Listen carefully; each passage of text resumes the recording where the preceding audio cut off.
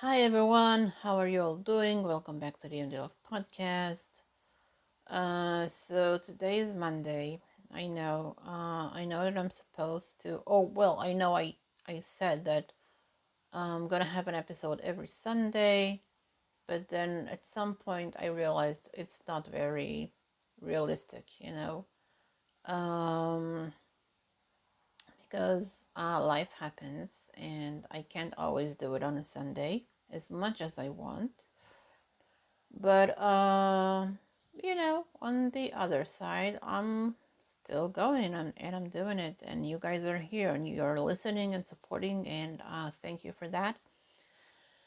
So I guess it's going to be just like last year. I don't know when I'm going to upload an episode. You guys are just gonna have to check. And hopefully you guys enjoy this podcast, and hopefully you will say it, in the comments. I love reading your comments. So if you are here and you are listening and you're liking what you're listening to, then please let me know. Okay, feedback is very important. So, uh, listen, I have to share. When I first thought of this episode, the topic for this episode, I wasn't sure how to explain what I want to talk about. So, I tried to write some stuff. I asked ChatGPT to help me with, how to explain this. So basically, as you know, this episode is called Twisted Narratives. And in today's episode, I'm going to use four characters, four people who knew Michael, and they shared stories about him. But they kind of did whatever they wanted with those stories. And I mean, one person that I'm going to talk about just added a detail about Michael that has nothing to do with reality, that I believe could really affect, the public's opinion. And I didn't like it, so I'm going to talk about that. There's one character who told a true story that we know happened, but then he added lies in that story that I believe was completely unnecessary, and I don't understand why he did it, but we're going to talk about that. And then there's this guy who defended MJ for years, but then started talking about him differently after LN came out. And then there's this guy who supported Michael for many, many years, but then I guess when he needed money, he kind of started to change. So basically, yeah, they're all about, telling stories, but they have their own twist to the story. Therefore, that's why this episode is called Twisted Narratives. That makes sense, right? Okay, so let's just dive in and begin with the first person I want to talk about. And the person who talked about Michael, defended him, and then told uh, basically a lie about him. I don't think she did it purposely, but it was a lie. That person is Whoopi Goldberg. So Whoopi Goldberg, after LN came out, she was on that show, The View. I don't watch that show. I just don't find it very interesting. And personally, I'm not a fan of Whoopi Goldberg and her opinions on all kinds of stuff. However, I do have to give her credit for defending Michael after LN came out. So when that mockumentary came out, she did say, I believe Michael is innocent. I think she even said, I know he's innocent.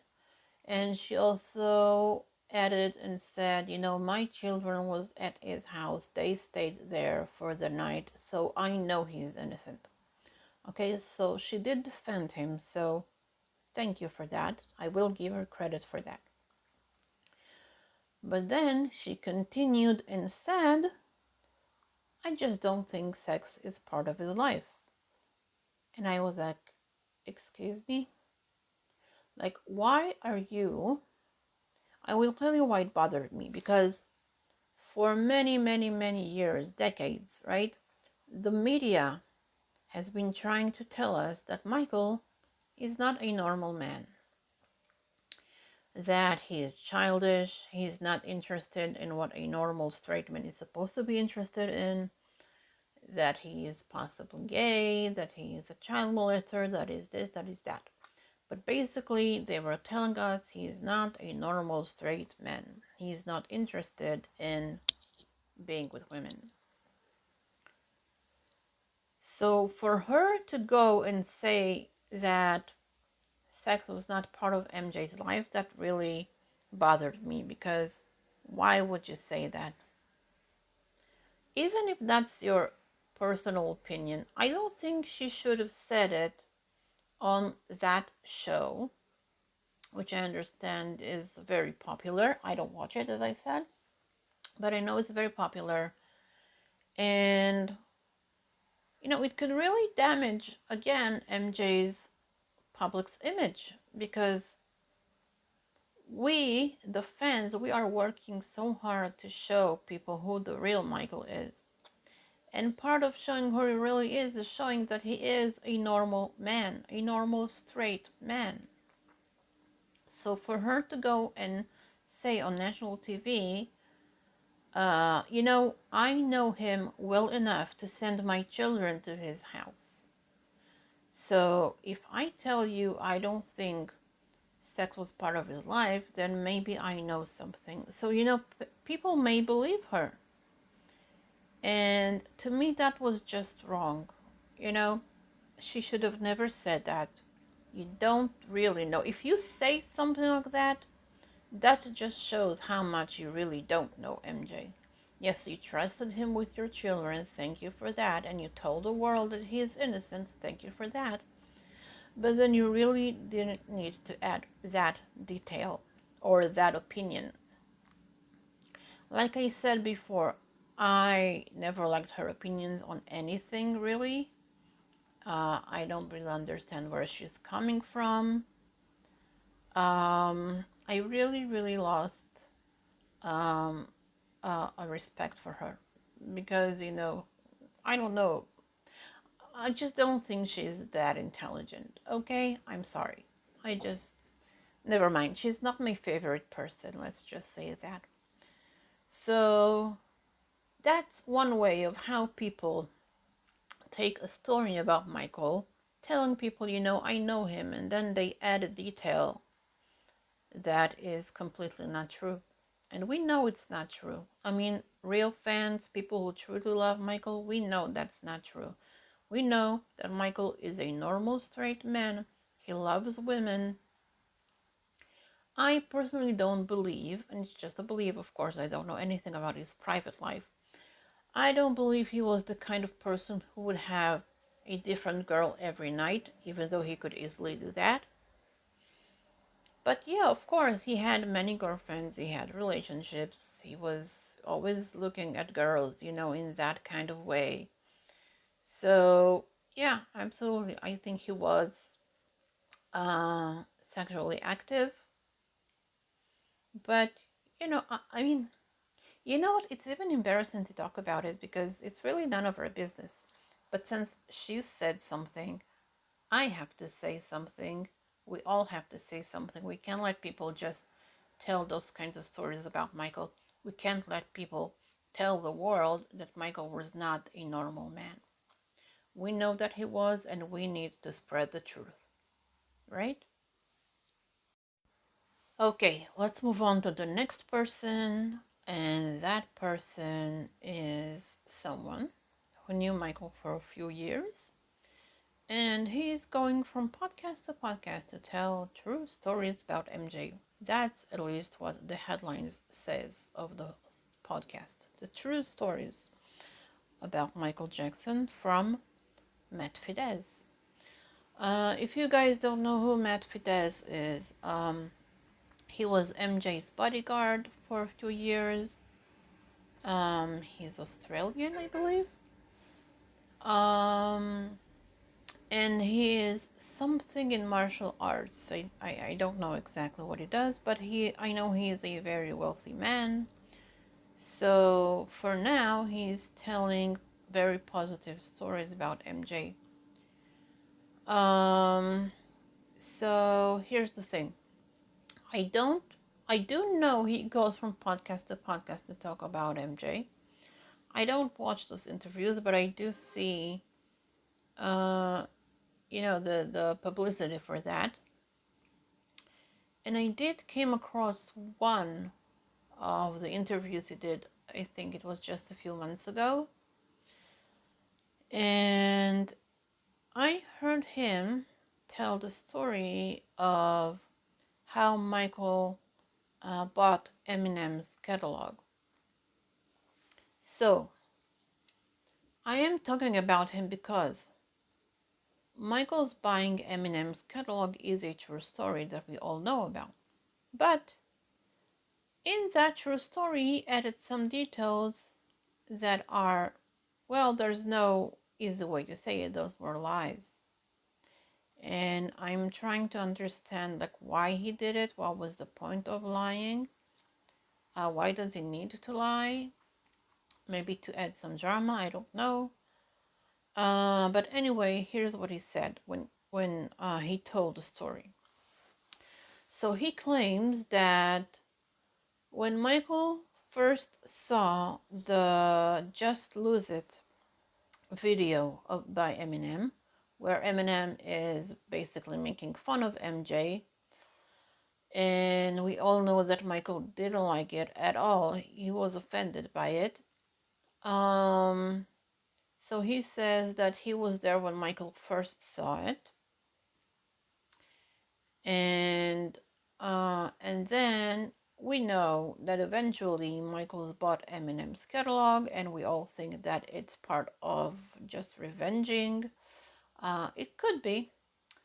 But anyway, what he says is, I watched it with Michael, and then the next day, I talked to this guy. I don't remember who he was mentioning. Let's say it was someone that worked with Michael, was either a lawyer, a businessman, I don't know.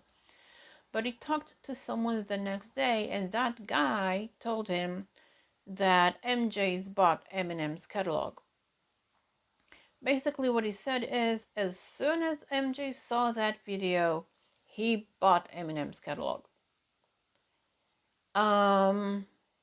And then he goes and says, a week later, I saw Michael again and I asked him about it and he confirmed it.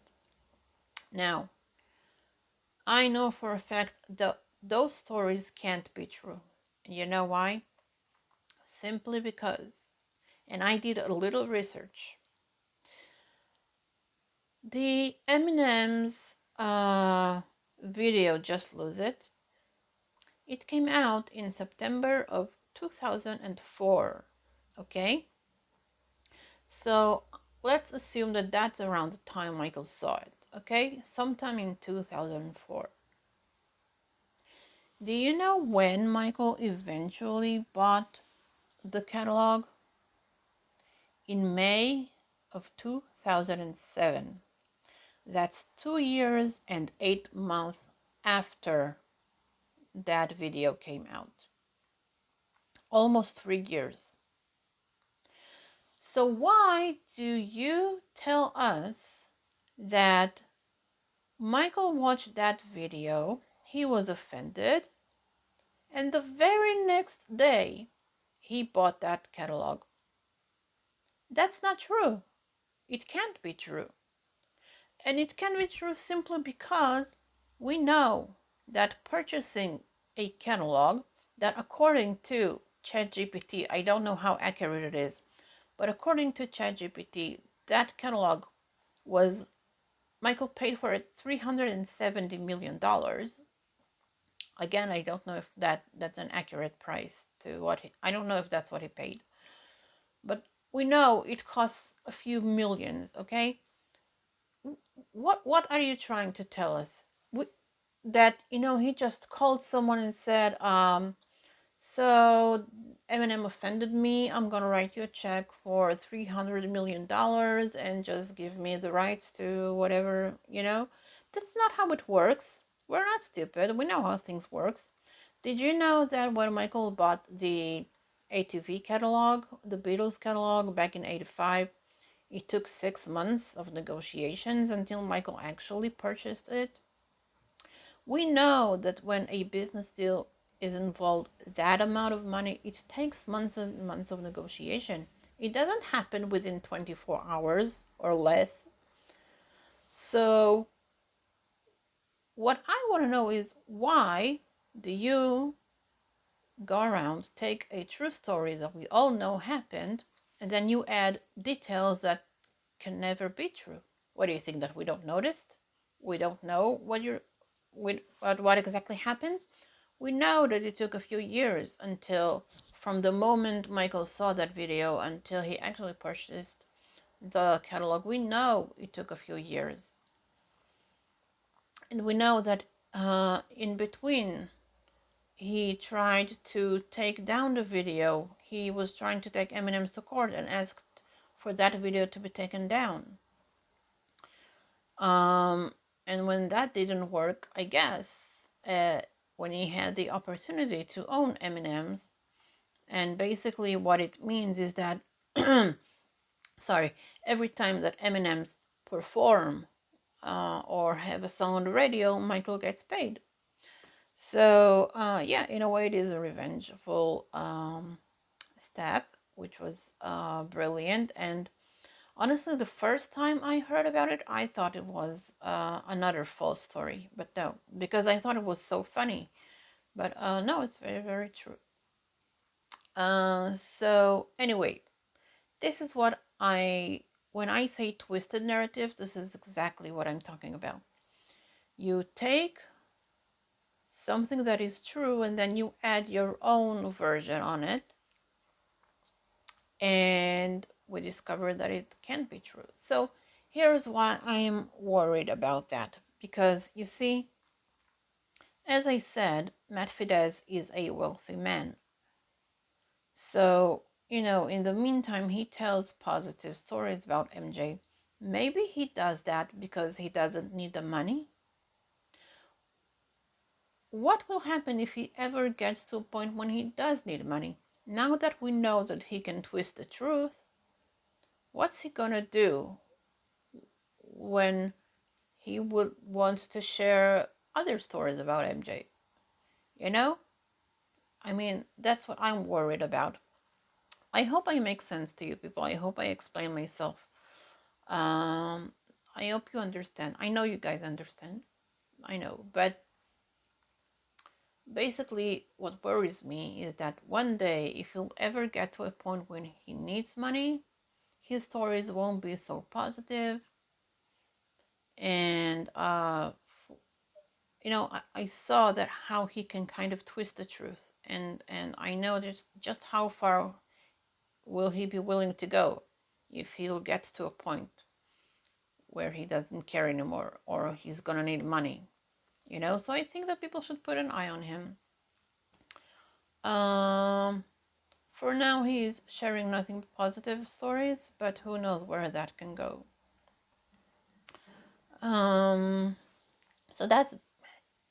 So I took him as an example to how far people can go, even with true stories, how they can twist reality. Okay, so let's move on to the next person. And that person will be Corey Feldman. So Corey Feldman, for years and years, he defended MJ.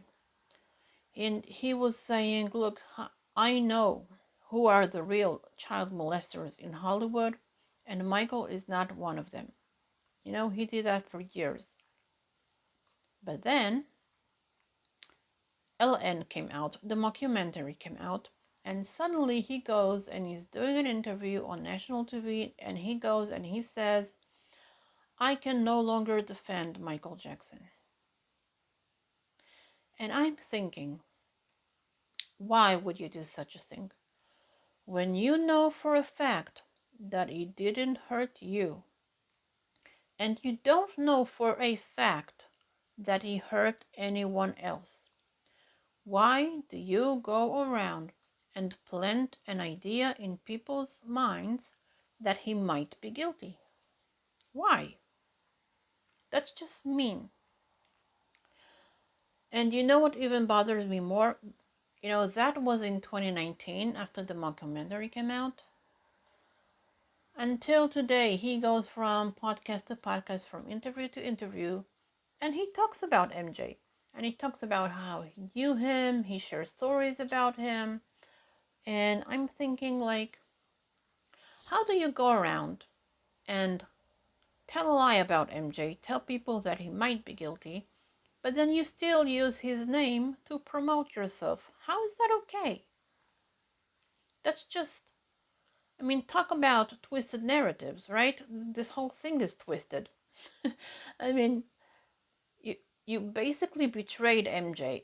Okay, you don't want to defend him anymore. That's fine. You don't have to. You believe those liars from the documentary. That's fine. That's your right. But don't go around and tell people that you can't defend him anymore when you know for a fact he didn't hurt you, and you're saying for years and years, I know that Michael is not one of the child molesters. I know. And suddenly you don't? You saw a movie. You saw people in front of a camera telling a story, and suddenly you have proofs that he is guilty? You don't know anything. And that's exactly what you should have said. I don't know what the truth is. I'm going to wait for a trial. I'm going to wait for evidence. No, he just says I can't defend him anymore. Based on what? What have you seen? What have you heard? What do you know? Nothing. So for you to say that, to plant an idea in people's minds that Michael might be guilty, and then for years after, you go and you talk about Michael in a positive way, by the way. He talks about, pleasant memories he has from MJ. He talks about MJ basically to promote himself, because I'm not sure exactly what he's doing today, but he's really trying hard to look like Michael, if you noticed it. The hair, the makeup, whatever. So I don't know, he's like many, many other people who are using Michael to promote themselves. And that is wrong. So he is just another fake person, another user, and we should not give him the time of day. I am telling you, all those people, they're a pain in the tuchus. Okay, but anyway, let's move on to the last person I want to talk about.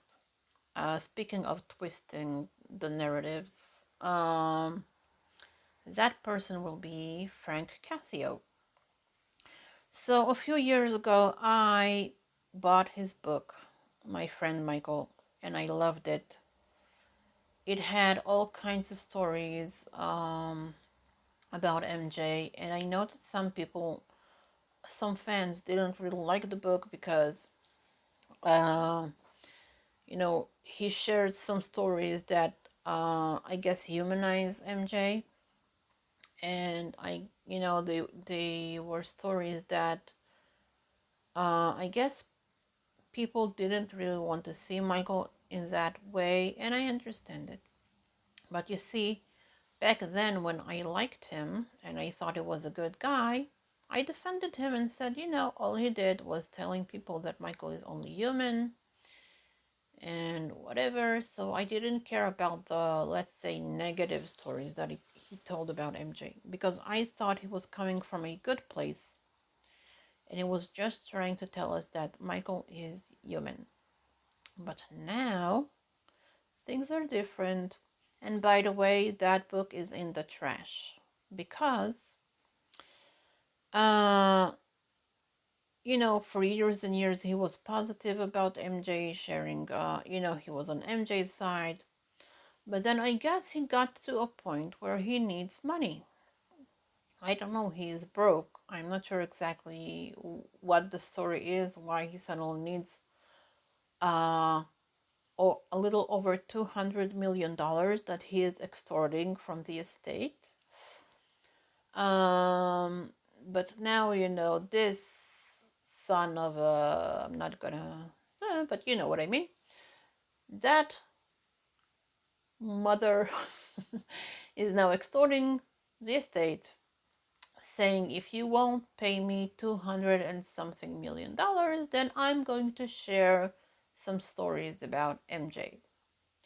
That we know that those stories are lies. And you know what kind of stories. Basically, he's becoming the another Wade Robson. Yeah, that's the basically what I wanted to say about him. I really liked him. I liked his book. I thought he was one of the good guys. I thought that he was on MJ's side, but I guess he was when he didn't need the money. Something happened. I guess he is broke now. Probably from a lot of many stupid decisions he made. But anyway, he now needs money. So he is now threatening that he will share stories about MJ if he won't get paid $213 million. And I have to admit that extortion is painful coming from him, because we all know how close Michael was to the Cassio family. So for that to happen from a Cassio and from someone who was very close to MJ and worked with him and basically knew him since he was a very little kid, from I think he was 3 or 4 when he first met MJ. And then Michael took him and gave him a job and took care of him and took care of the family. And, Michael was nothing but nice to him. For him to go around and do something like this, it's very painful. But it's okay, because I believe that the truth is on our side. So, yeah, that is another guy who had twisted stories, and that we should put an eye on him. And, if he will ever come out with a story about MJ that isn't true, then, we need to prepare ourselves and, debunk his story and make sure to humiliate him, just like we did with Robson and Safe Jack, and to show how dumb he is, and that being a liar it's just not worth it. Okay, so those basically are the 4 characters I wanted to talk about. And you know what? When I was preparing for this podcast and I talked about Matt Fidesz, it reminded me of a story that I read about MJ somewhere on social media very, very early, when I just started to get to know MJ, and I really didn't know anything about him yet. So I read the story that says, and it was a very cute one, and the story said that when Michael was a teenager, he went to Juilliard for 2 years, and he was in a class with only girls, and he was the only boy in class. And there was this blonde girl that he had a crush on, but he didn't do anything about it because he was shy. And I don't know, I don't exactly remember the story, but it was this really cute story, and of course it was a positive one. And because it was a positive one and I didn't know anything about Michael, yeah, I believed it. I had no reason to believe that that never happened. You know, if Michael went to Juilliard for 2 years, I'm sure he would have mentioned it in his autobiography, but he didn't.